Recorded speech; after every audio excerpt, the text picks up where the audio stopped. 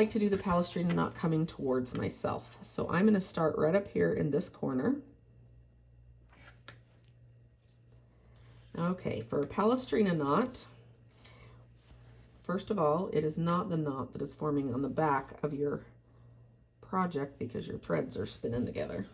Okay, Palestrina knot, we're going to take a bite, and I'm going to go down about 1/8 of an inch, and I'm going to take an itty bit of the black and an itty bit of the butter yellow. See how I've got a little bit of black and a little bit of yellow, and that stitch is going to go horizontal to the H, but it's going to go, if we're working our way this way, then you could think of it vertical or horizontal, but it heads straight into our letter here and pull it all the way through. Okay, what that does is creates a bridge right here. That's what we're going to call it. And so the next part is to go under the bridge. Now you could go under it with the tip of your needle, but you might catch threads. And so if you'll flip your needle so that you can go with the eye of the needle first, because it's blunt, you won't hook threads that way. So we're going to go under the bridge. Oops. So I call this one taking your bite, then under the bridge. And when you do that, your thread should kind of form a C. So I usually say make a C and then under the bridge. Okay, and pull that snug. Make it a C again. The C's right here. The second time, if you pull on that tightly, let me zoom in one more time so that you can see it a little bit better. Now, the bite right here has almost like a little leg. It's almost like a little man if you pull it tight this way. Can you see his two little legs? He's got a right leg there and a left leg there.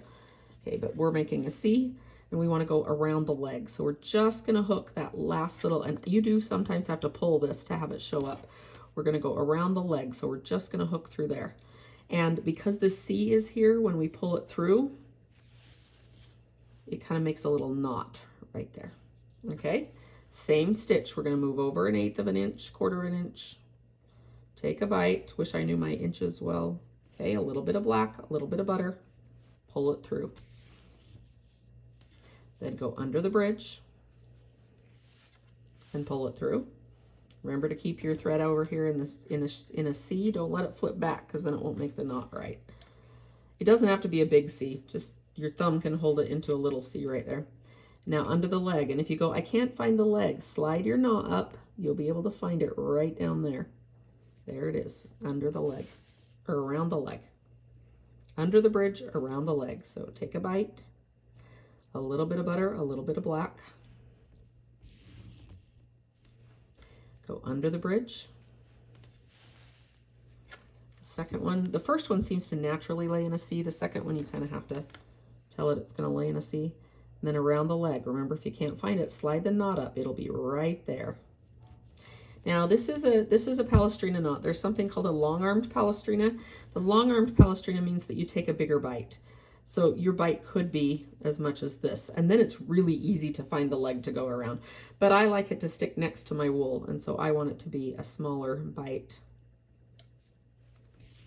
The other thing that I like this Palestrina knot for is when I make something that looks like a string of pearls, little cactus or succulent string of pearls, because these have little knots kind of tied together with a string.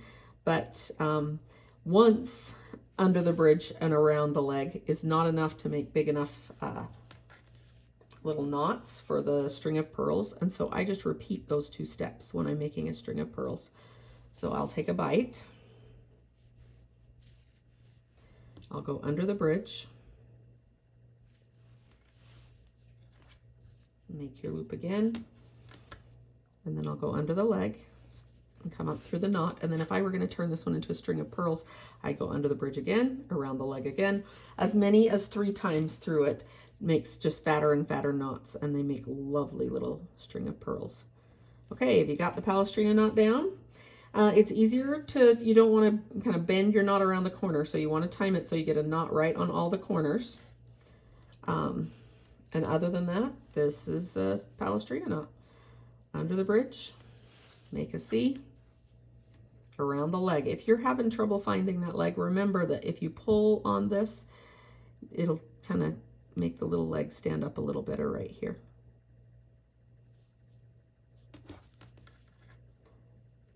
If you pull on it too tight, though, it makes it hard to find. But yeah, you can pull on. There it is, right there. Around the leg, under the bridge. Take a bite. Under the bridge, around the leg. That's the Palestrina knot. Okay, we'll see you tomorrow.